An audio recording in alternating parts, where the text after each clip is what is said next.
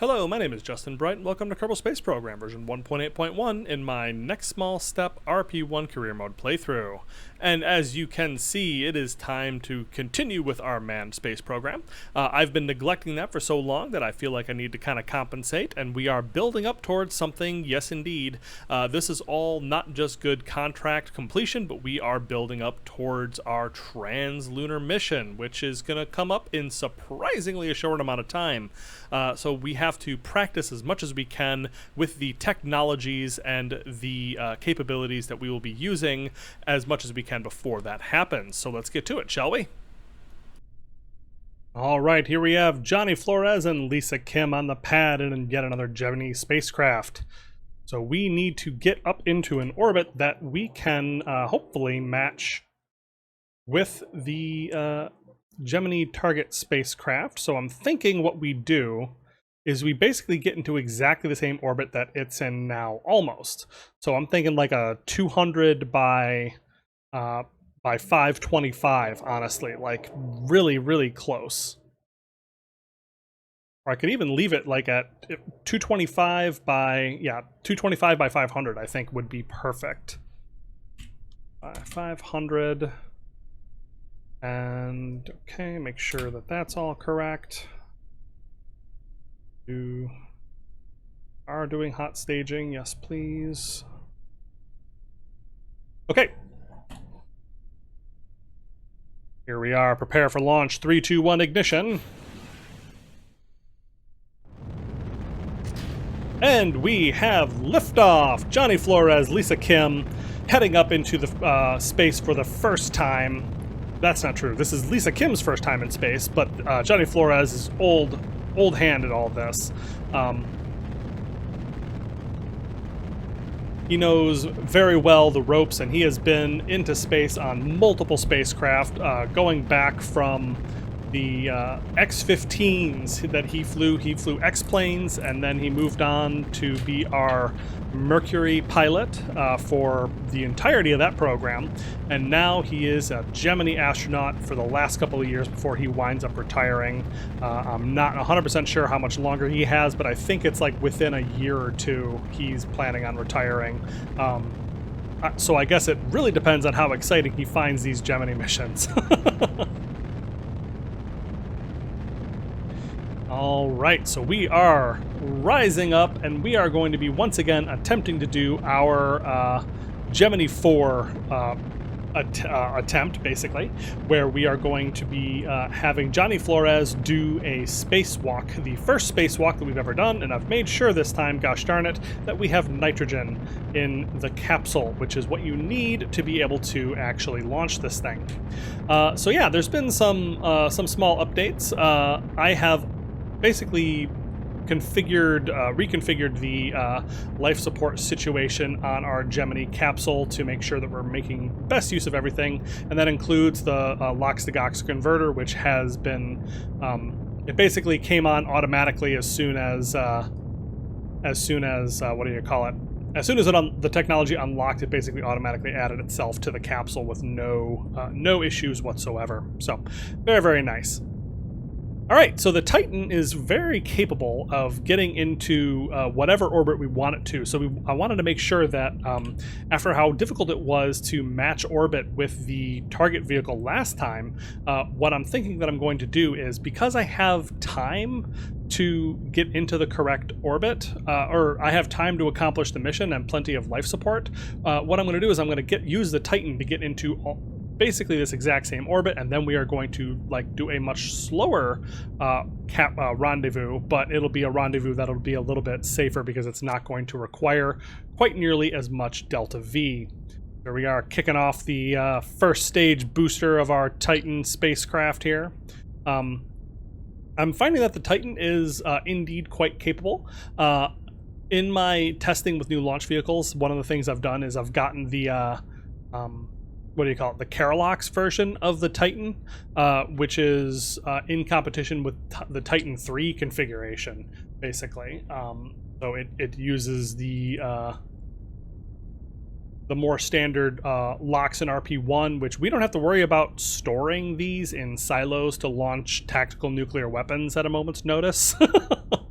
So we don't have that's just not a concern for us, and the storability of propellants has absolutely no impact on anything for us except for maybe a tiny amount of cost difference.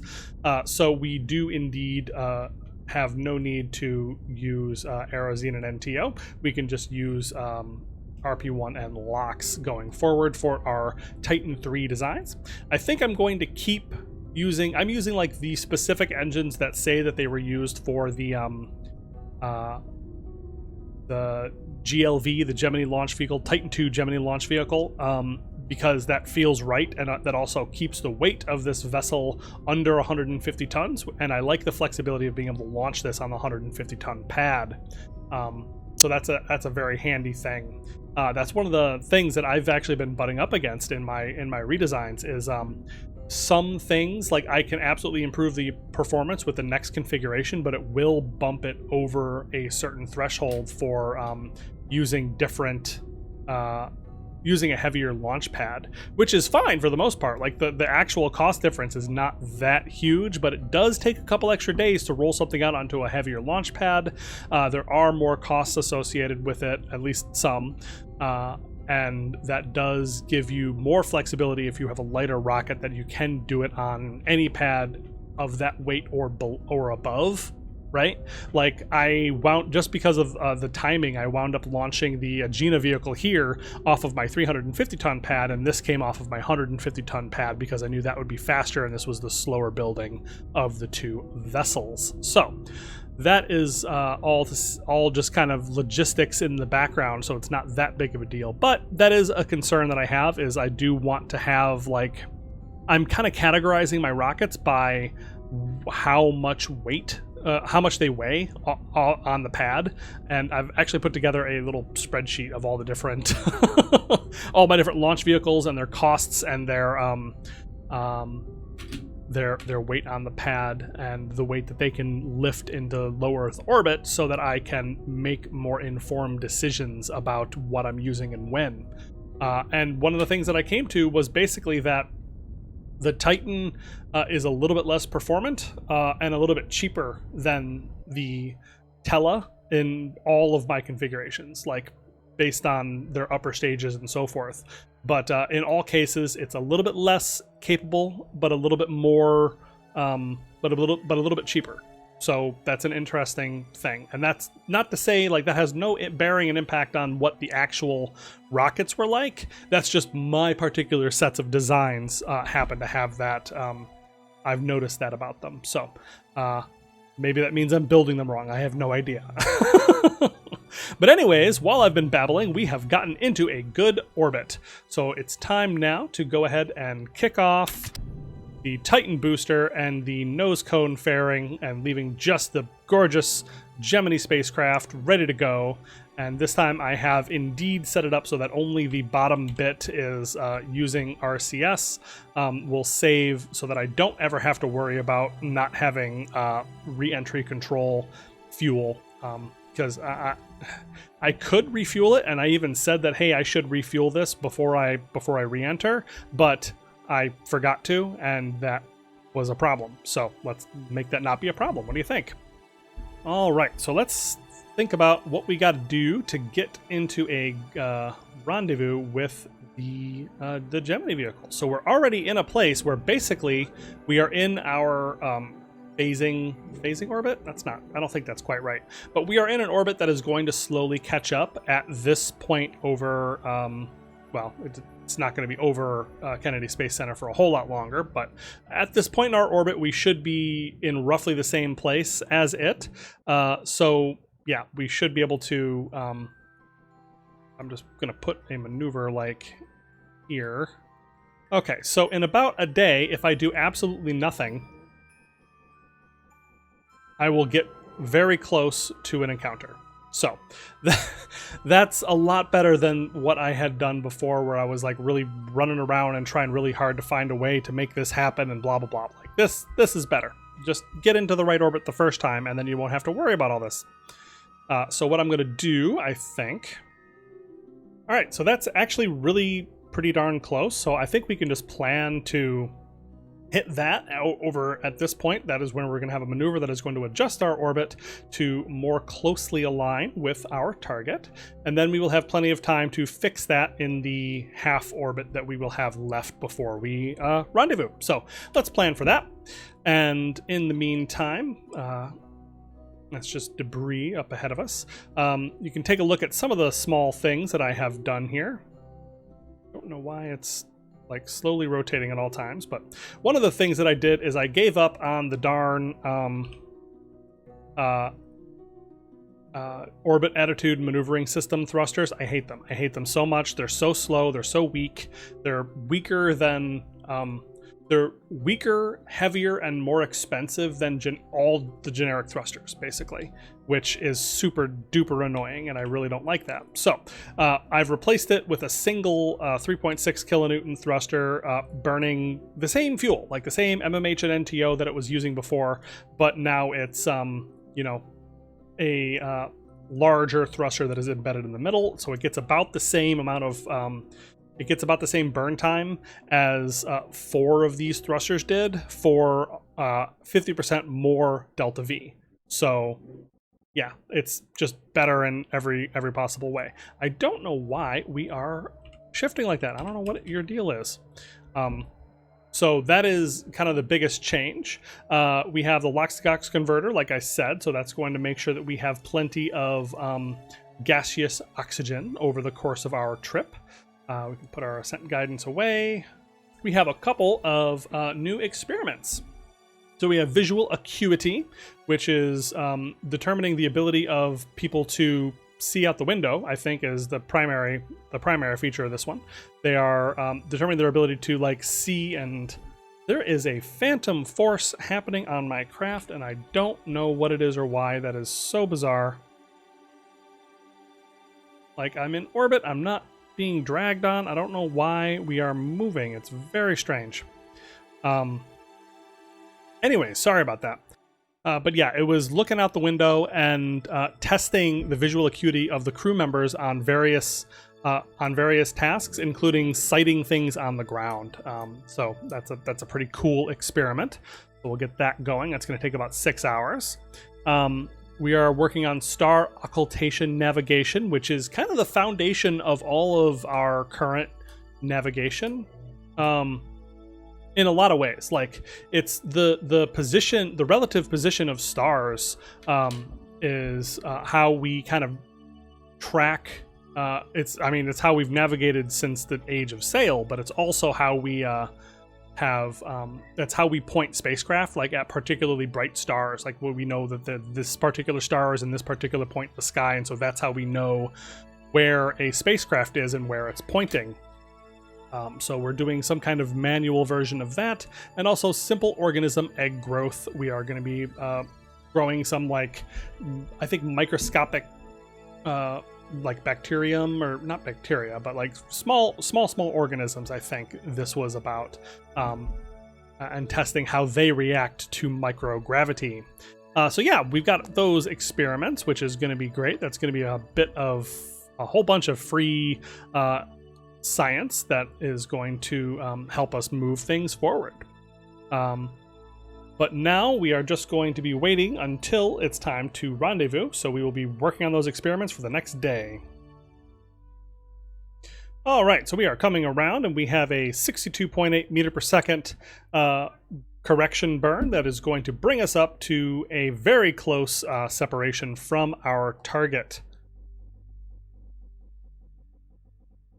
It is once again trying very hard to actually keep us steady. I really don't know what this phantom force is, and I do not like it, but I'm not sure what else to do about that. I'll bet you reloading the game would probably fix it, but I don't want to. Alright, so just another couple meters per second, and then we should be in an orbit that will bring us very, very close. And there we go. All right, so our close approach, which is happening in the sunlight, it's like I'm learning, is going to be about 1.2 kilometers away. So about here, we are going to do a little bit more adjusting. All right, just another 5 meter per second burn that is going to bring us even closer yet, right around here. And like I said, like even with a very close trajectory to begin with, this is kind of just how it works, where you are just trying really hard to move a little bit closer and a little bit closer and a little bit closer until you finally arrive at your target. So I still have not done the Gemini 11, I think it was. Yeah, it's not the first orbit rendezvous of Gemini 11, that's for sure. I still haven't figured out how to make that happen. Maybe I should read more about that before I really stress about it, but that's something I'd like to do in the future. But this is pretty close and pretty good. So that brings us within 0.3 kilometers in just 4 minutes. And there's our target right there. Alright, so I'm actually having MechJeb figure out when I'm supposed to start this burn because I have not been successful at it before. What I've done is I've just done a match velocities with target at the closest approach, so we should basically intercept and bring down our speed, our relative velocity to 0 close-ish. And then I can adjust from there. But that should keep us from doing that thing where we did last time on our previous Gemini mission, where I shot past it so far that I had to orbit again a couple times to get back into a close approach. But yeah, I'm wondering if maybe there's something clipped in here that's causing these phantom forces. Like, I'm not sure. Maybe there's something that I've done terribly wrong. I thought that I had this set up properly, but something in this craft is unhappy with what I am doing to it. All right, we are about a little bit more than a kilometer away. We are continuing to burn and bring down our relative velocity as quickly as we dare. Looks like this is going to shoot past us a little bit. It is a bit of a bummer, but it shouldn't be too far off. There it goes.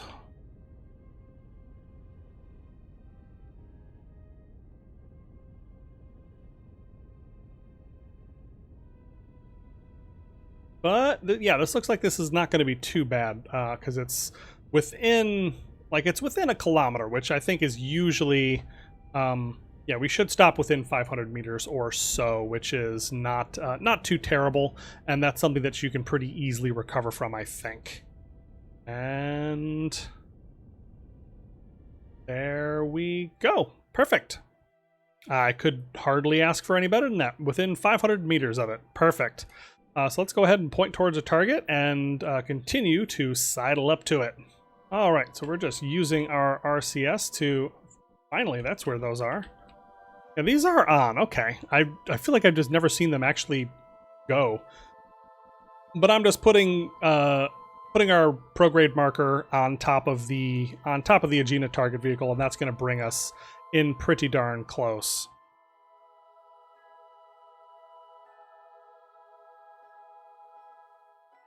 So you can see us just kind of slowly drifting closer together as our orbits align closer and closer all the time.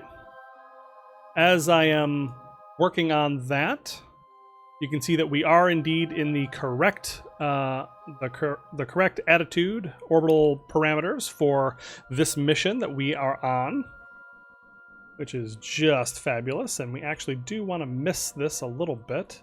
And what I'm actually going to do now is we are going to control from here, and I have found and reinstalled the refreshed, revamped version of the Navyfish docking alignment indicator mod, which is just like, I don't know how to dock without this thing, to be perfectly honest with you.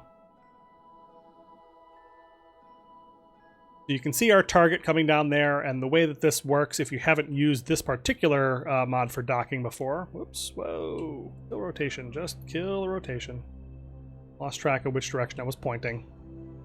The way that this works is it targets in here, like this little thing is the alignment of our docking node.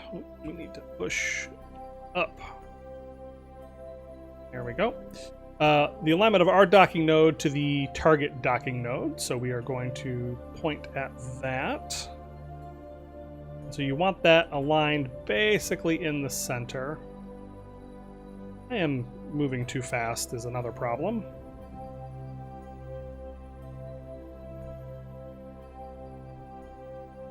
We want to... Yeah, so step 1 is you line that up. Step 2 is you align your marker, the retrograde marker that you see there, shows me what direction I am moving relative to the target. And this shows you your velocity relative to the target. So, the final thing is that this shows you, if I'm not mistaken, I need to go towards these numbers. Yep.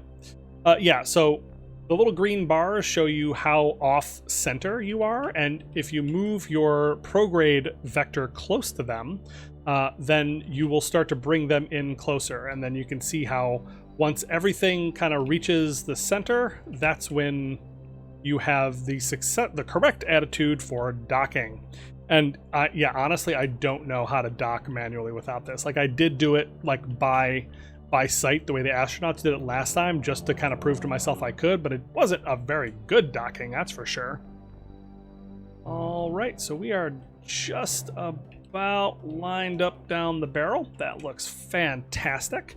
The last little thing is if you deploy our indexing key, we can see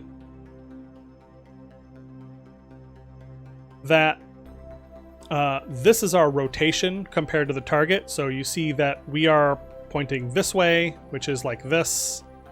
So you can see that we are incorrectly pointed. So we need to rotate the vessel around. Oops, that is the wrong way. We're going to slow down our velocity quite a bit as we rotate. Because this one, I think it actually does matter the alignment that you are going into. There we go. So now that is right side up. And for all those times where that actually does matter, you got to be careful about that. And once again, resume our approach. And once again, get everything all lined up. There we go. All down the barrel, looking really good.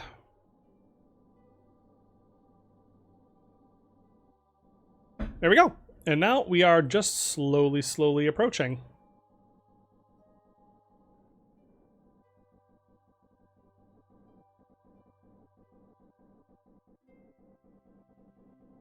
Yeah, you can't quite see. I feel like my head is bumping up through the wall here a little bit, so it's hard to actually see. But there we go. A little bit down.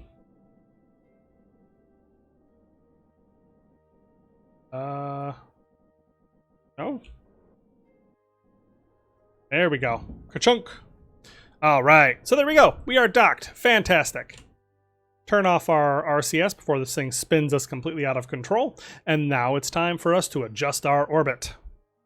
All right, so with docking complete, now it's time for us to kind of take a look around at what else we're going to do with this mission, make sure our science is working correctly and everything else, and then we will get on with changing our orbit. So, everything is looking pretty good so far. Johnny Flores is 3% stressed, which is, yep, that seems about right to me. Let's see, how are we doing on the science? We've been working up the simple organism egg growth experiment. That actually looks like it's finished. Take a look at this. Yep, we still have another 18 hours of star occultation navigation to do. But everything else looks like it is just about finished. Or not even just about finished, like actually finished. Yeah, so yeah, that is that. Everything looks pretty good. Let's make sure that we shut down this engine because we will not be using that, and we want to control from the Agena as we make our burn to our next orbit. So let's see what that is. Okay, so we need to spend 24 more hours in the orbit that we are in right now, and then we will be changing our apogee to probably about 700 kilometers, which is pretty damn hefty. 700 by 224 is going to be a, well, that actually shouldn't be any kind of problem to get back from now that I think about it, as long as we fire our retro rockets up at up at our apogee, then we will come back down, and the lunar rated heat shield will work just fine because I, when I built this one, I did not do any changes to the amount of ablator on here, so it's probably got, yeah, a full 242 units of ablator, and I doubt I will use even one. So, yeah, let's warp ahead for about 24 hours, and then we will get moving on adjusting our orbit. All right, orbit's complete. Fantastic. Man, this is real pretty.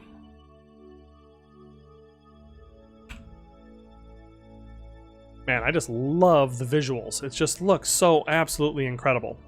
Yeah, free is better. Beautiful. Okay, so, yeah, we are controlling from the perspective of the Agena docking port.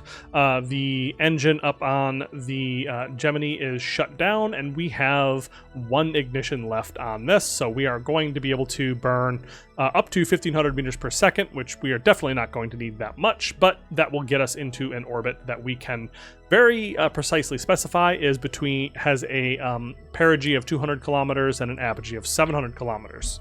Just as before, we're going to do that at our kind of the midway point between our perigee and our apogee.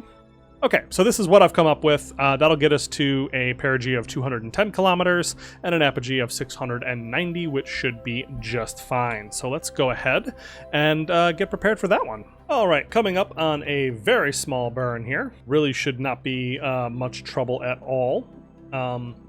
But yeah, this is still in general going to be what we're going to be doing with a trans stage eventually. Like, that is what this is all building up towards. I do like the pairing of the Gemini and the Agena target vehicle, and I'm looking forward to using one that's a little more capable so that we have a bunch of restarts. That way I can actually test and see what kind of performance we'd get over a longer period of time. Did that not? Oh, yep, there we go. See, look at that. This is why I absolutely adore these little engines here. So let's move them down. You'll notice that we are short by about like 546 meters or something like that. So we need to activate the little small thrusters here.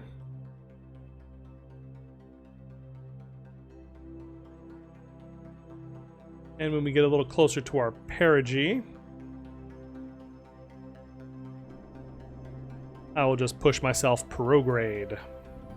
Okay, so we fire that up, and there we go. Now we have our correct orbit. Fantastic. So now we just have to be in this orbit for 2 more days, and then we can return home safely.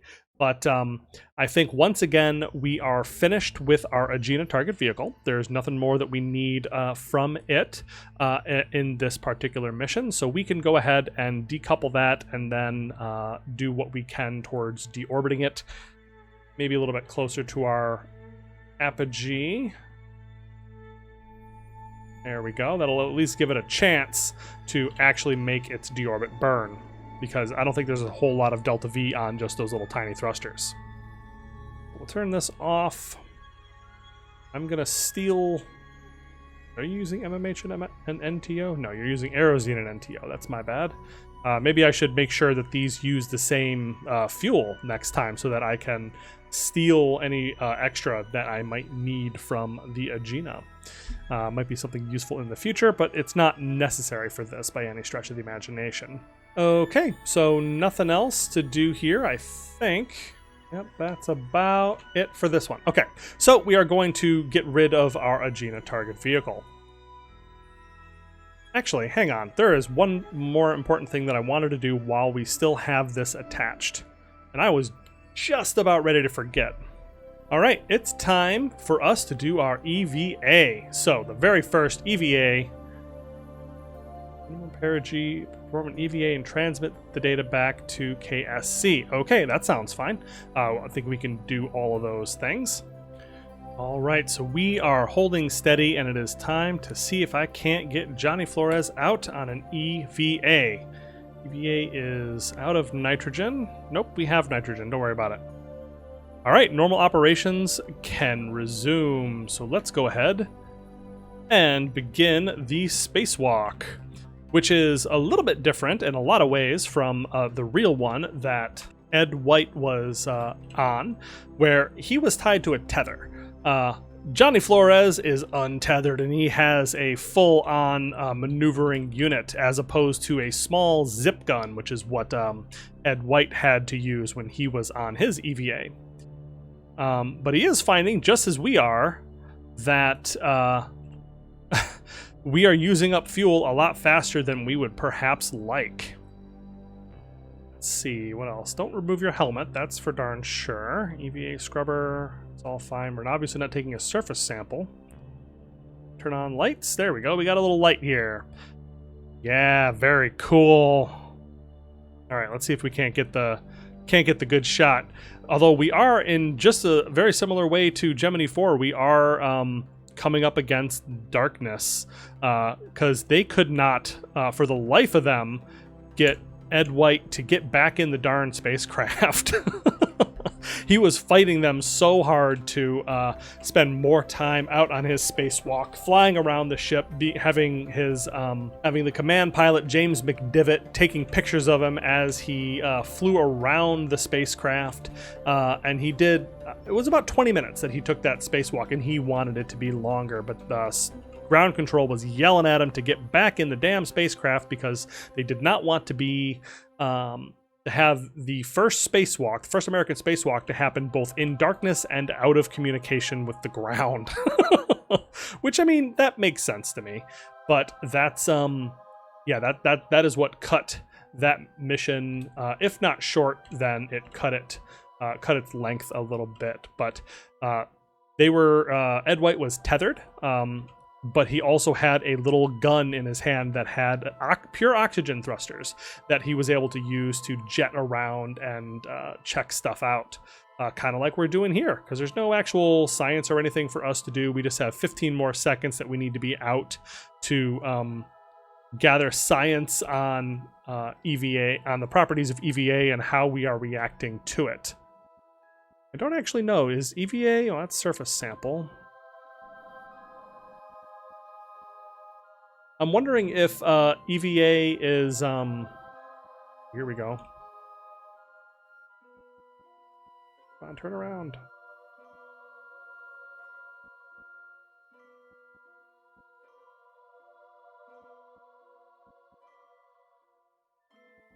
Didn't quite get the shot, but man, the sun has now set, and we got a beautiful view of the sunset on our spacecraft. We are... Yeah, getting pretty low, but I was just trying to figure out if EVA sample is a biome-related thing. Oh, here we go. State started, status, waiting, situation, Earth, space, low. So no. Thankfully, we don't have to jump out of the spacecraft every biome to try to get more EVA science.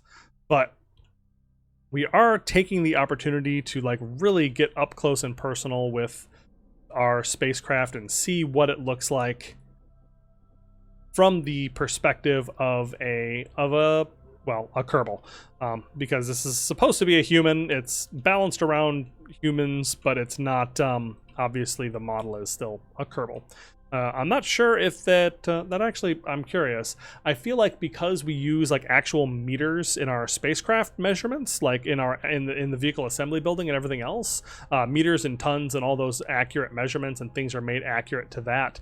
I don't know if anything is scaled around the Kerbals, or if they are actually like 3 feet tall, or yeah, I wonder what scale Kerbals are in compared to people, because it looks like we're scaled correctly to me. Like this is about what I would expect a human astronaut to look in comparison to the Gemini spacecraft. So I don't know, like I wonder if there was any like actual work done in changing the scale on Kerbals compared to the spacecraft, or if it just kind of worked out that way. Anyways, just thinking out loud there, but yeah, so 20 minutes of spacewalking was all that Ed White was given, and he said getting back in was one of the saddest moments of his life. Having to get back in after seeing the gorgeous beauty of space and seeing Earth from orbit. Unbelievable. But that is that. We have gotten our science, and we will transmit that back home. We've used most of our nitrogen, and it's time to Gemini 4 get back in. All right, and that used 54 nitrogen. So the nitrogen is used for two things, I found out. First, it is in fact used for the EVA thrusters, because obviously that's one of the only things that you could safely put on a human to use in close proximity to their, their spacesuits and their bodies, without, exposing them to the toxic fumes and all that. Second, it's used to repressurize the cabin after the astronauts get back in. So that's an important thing, because you actually need a proper cabin pressure so that you could take your spacesuit off once you are inside and then have a comfortable shirt sleeves environment. So that is that. That is what the nitrogen is for. It takes 50 units to do the repressurization, and then we also see that we are lost 4 units from our restocking the spacesuit after the EVA. So that is what the nitrogen is for, and it is, I believe, absolutely required. I'm not sure you can get out if you don't have it. I'm pretty sure I pressed the button and it told me no. I'm not 100% sure, but I'm pretty sure that's the case. But yeah, that is Gemini 4. That is the flight of Ed White and James McDivitt, intrepid astronauts both.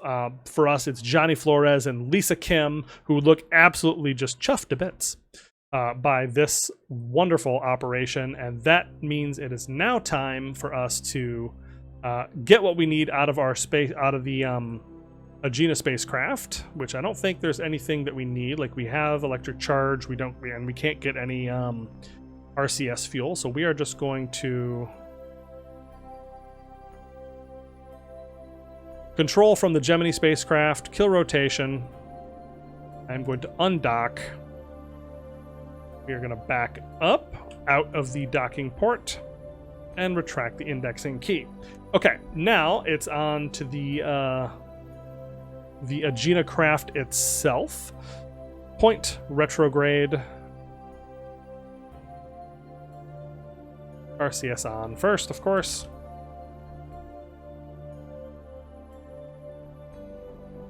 And close enough, we are going to point retrograde, turn on the thrusters, and say farewell to our Agena target vehicle, which might make it back down into Earth's orbit and deorbit on its own. And if not, then whatever. I'm just not that stressed about it.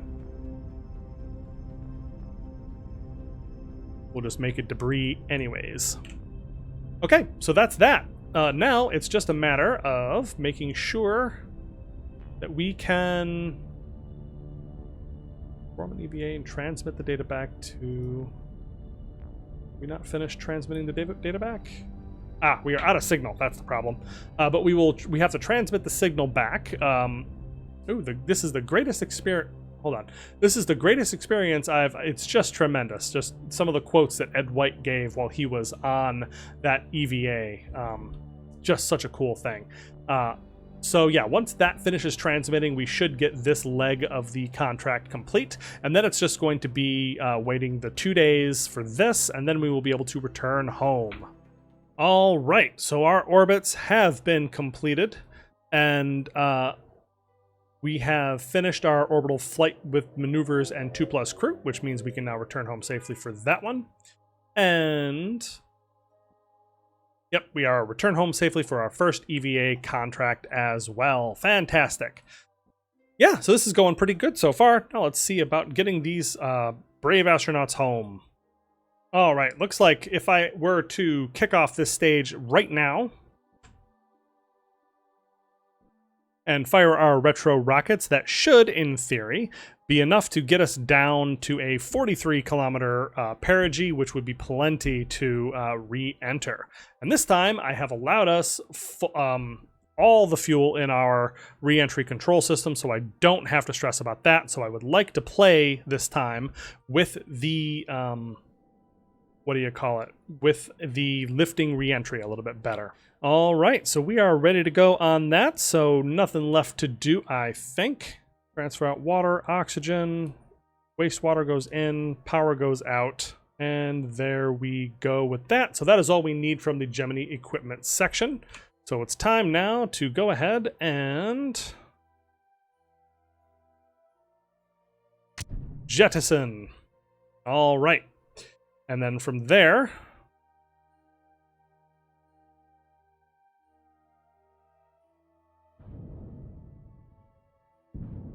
we activate our deorbiting engines. Activate these RCS, please. Hold me steady. Gotta be careful about that sort of thing. Okay, so yeah, we are now deorbiting with our special-made deorbiting retro rockets, the Star 13Es.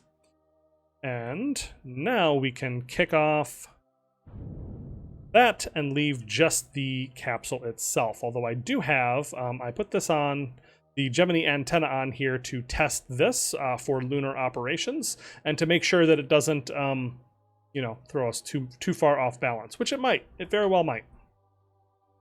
I thought that I tested it and then it should, in theory, be fine, but I guess we'll see about that. All right, so that gave us a perigee of -6 kilometers, which is fine, honestly. I'm really not that worried about it. The lunar-rated heat shield should be able to take any kind of heating that the Earth is able to throw at us from the orbits that we are getting into. So let's go ahead and execute this maneuver, which should, in theory, roll us to our proper orientation. There we go. Yeah, so we are pointing down surface retrograde, and we are also putting our roll at 0, which means that is the orientation that we need to do our descent mode on. And this tells us how much of our center of mass offset that it will allow us to do when we turn descent mode on, which is very nice. All right, we are falling now into the sunrise.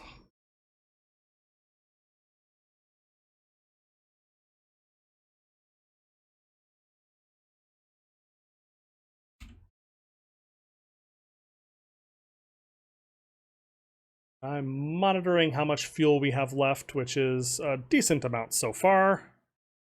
Turning off our hold and turn descent mode on, and let's see how that all works.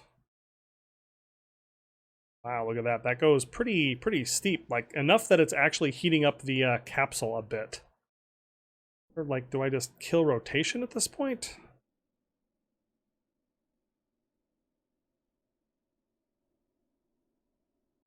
Yeah, but look at how much this is arresting my negative vertical speed, but it's also costing me a lot of fuel to hold this orientation. So yeah, I may need to just look into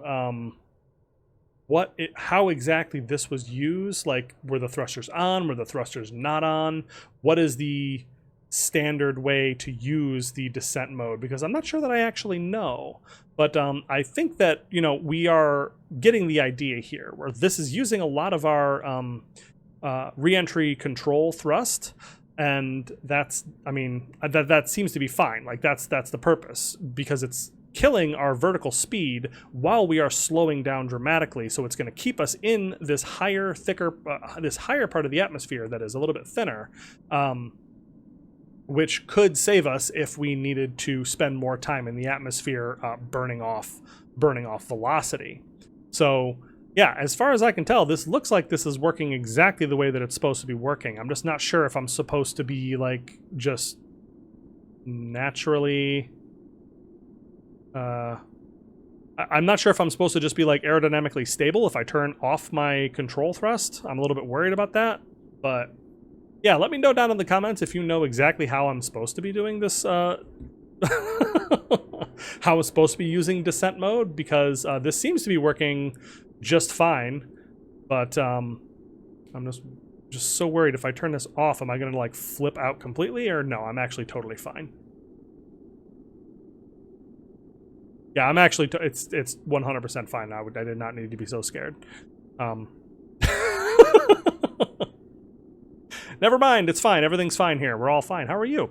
But yeah, you can see that now that that my vertical speed is actually decreasing, or it's increasing dramatically, my negative vertical speed. If I turn descent mode on, it slows down the increase. I'm wobbling a bit, so it's not getting like really great readings. But if I also turn on my thrusters, trying to hold myself steady, I think it at least was slowing me down even more. But I think there's, at a certain point, there's only so much you can do as far as lifting re-entry and keeping yourself from falling into the atmosphere. So yeah, I'm turning that off. I think that we have gotten what data we needed from that. That is an interesting thing that I'm just like not, like, it's so new to me. And oh, actually, hold on. Big part of the reason why is I'm rolled badly. So if I did that, then I turned on descent mode, then kill rotation. Yeah, I'm able to decrease my vertical speed even at this. And if I turn this off, I'm still decreasing my vertical speed. Yeah, fascinating. It's because I rolled a little bit, and so I was pointing like this way, which is actually not super helpful. Anyways, that's a lot of me fussing around with stuff I barely understand. But like I said, let me know if there's some place that I can like read about how it was actually used, like minute by minute. That's the part that I always have trouble with. Like actually understanding, like, okay, I have all the parts and all the pieces, and I understand how they work in theory, but I don't know, like, okay, so when do you actually activate this? When do you turn off the control? Do you like angle yourself in a particular direction? Those sorts of things are things that I don't necessarily know, because they're a little bit crunchier than the amount of research I have time to do. But we are now heading down to the surface. Johnny Flores and Lisa Kim just waiting for the drogue chute to deploy, and it looks like we are going to land in the Earth's tropics. Where are we?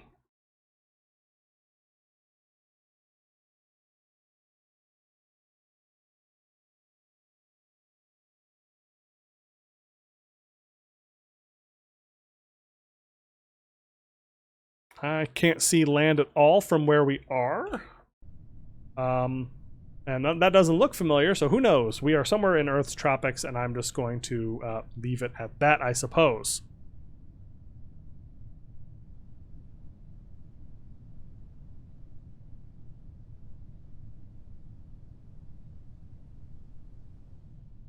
All right, our drogue chute has deployed. Johnny Flores, Lisa Kim, drifting down through a cloud.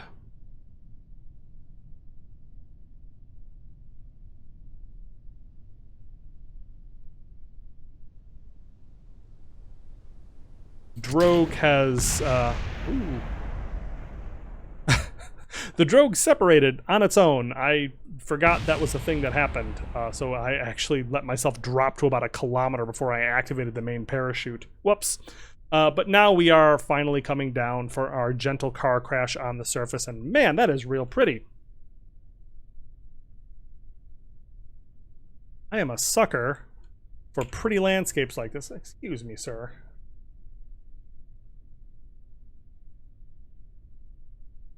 Go away.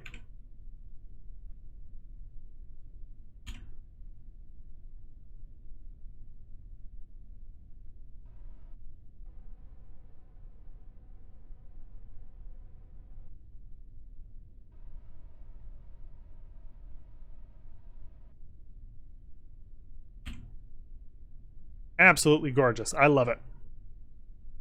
Man, this game is so darn pretty.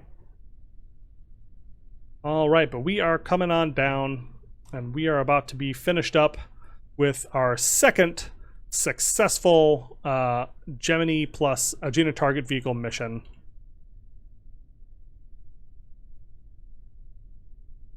And touchdown. That works just fine on land, thank goodness. And there we go. So we got 2 contracts complete. Orbital flight with maneuvers and 2+ crew, 145 grand. Crew is alive and well. And our first EVA, spacewalk and then safe return. Excellent work. All right, Johnny Flores got a little bit upwards of a year more because that was a thrilling mission. And Lisa Kim got the 748 days like our other scientists did, which is just fabulous. goes to show that getting to do exciting space missions with spacewalks and that sort of thing will really keep you going in this program. Lisa Kim advances to level 1. All right, so just kind of taking a look here, it looks like Johnny Flores is going to tap out around 1974, near the end of that year.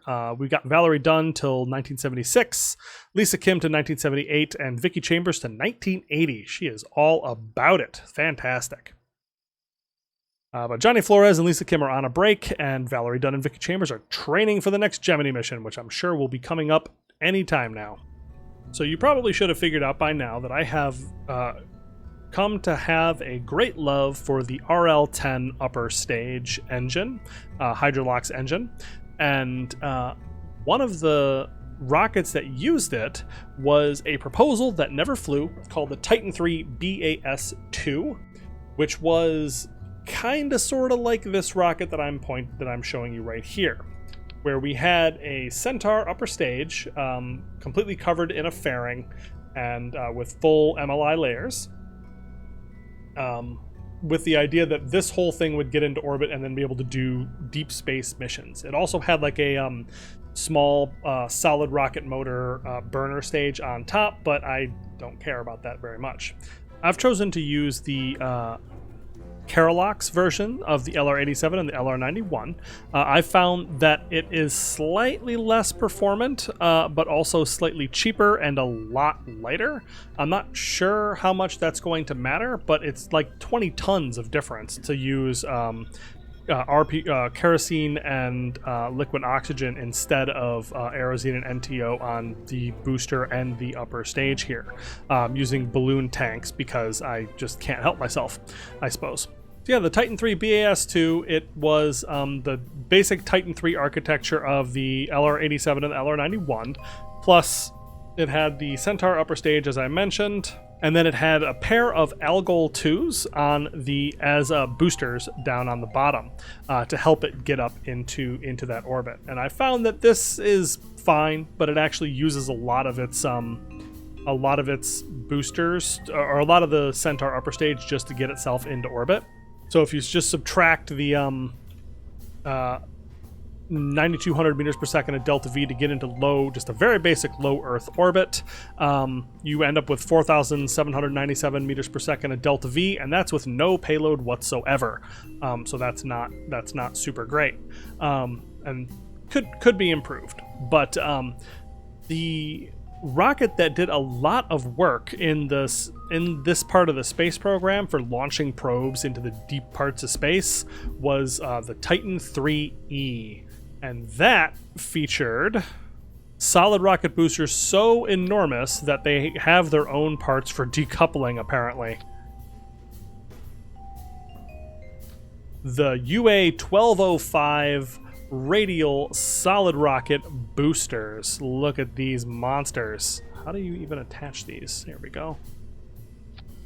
Oh, this goes in a different place than I thought.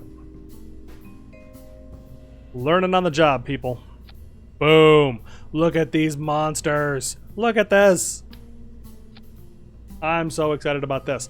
This is one of those things that that I played with a lot in Buzz Aldrin's Space Program Manager, and I loved so much back then that it made me fall in love with the rocket because it was so damn useful and powerful. But look at these absolute monsters. Look at this. They are, let's see. Okay, we go into the engine here. They have 5 meganewtons apiece. They are so enormous, and their specific impulse is garbage, but who cares when you have 5 meganewtons of thrust and a burn time of 94 seconds. Man, this thing could lift up this rocket just by itself with a really good surface level thrust without even igniting this stage. Which I wonder, did it even do that? I have no idea what the actual, the real life profile of this thing is. But anyways, UA-1205. It even has its own nose cone and separation motors, so actually make sure that's pointed the right way, probably. Yep, don't point directly at the rocket, please. But yeah, look at this. This thing is enormous and amazing, and I'm really excited about it. So yeah, you decouple that, knock those off. 0.5 meter. Oh, look at that. You can actually put something on top for some reason. Maybe for parachutes or something. All right, so that turns the Titan III BAS-2 into the Titan IIIe, which is just an absolute monster, and it is 614 tons. So this is something that I would need my brand new pad to launch, but it should be, in theory, as capable of a rocket as you could possibly hope for launching probes into deep space. Okay, I'm poking around, and it looks like the Titan IIIe definitely did lift off with just the solid rocket boosters, but I don't know when exactly the LR-87 lit up, and that's always been a problem that I have on these, is figuring out what exactly those precise launch timings are, but that'll be something that I can play with over time. But in any case, this gives us, all told, yeah, the potency of this compared to the BAS-2 that I showed you before is that this should get the Centaur into orbit without really using any of its fuel. Although this is with no payload still. We don't have any payload on here, so that does not give it quite a fair measurement. But I can do something like this.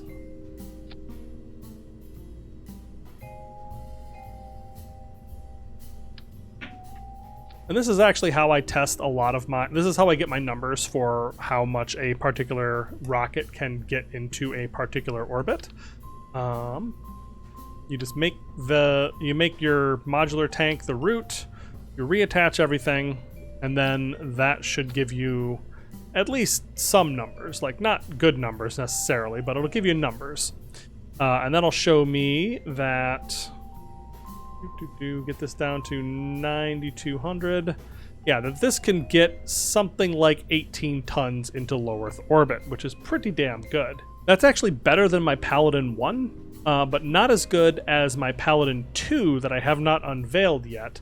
But it does way more than the Paladin 2, but maybe it'll be cheaper. But it's dramatically cheaper than the Paladin 2 that I have put together. So that is a really interesting thing. And yeah, this is going to be a pretty capable, thrower of stuff. And then usually what I'll do is I'll get like, okay, that's 9,200, and then I'll write that number down in KLV, in like the max payload to low Earth orbit. Then I go to geostationary transfer, which is 11.7. So that would be something like 7.3 tons to geostationary, and then 12.4 is the amount for translunar injection, 5.4 tons. So yeah, this is pretty damn capable and not that expensive in the grand scheme of things compared to my Saturn analog Paladin rocket. So yeah, pretty damn cool. And it's just a really neat rocket that I really enjoy. So yeah, I'll definitely be enjoying putting this one together. So yeah, we've unlocked new technology, which is super exciting. All right, but that is going to do it for us this time. We wound up having two kind of samey Gemini missions right in a row, but hopefully the second one was a little more interesting because I knew a little bit more what I was doing that time, had a better rendezvous, got us into that orbit a little bit better. I still have something to learn about how to actually use the descent mode, but I have some tips that I've gotten in the comments, and I'll be using that going forward. So if you enjoyed this episode, please let me know what you think down in the comments below, like and subscribe, and I will see you next time.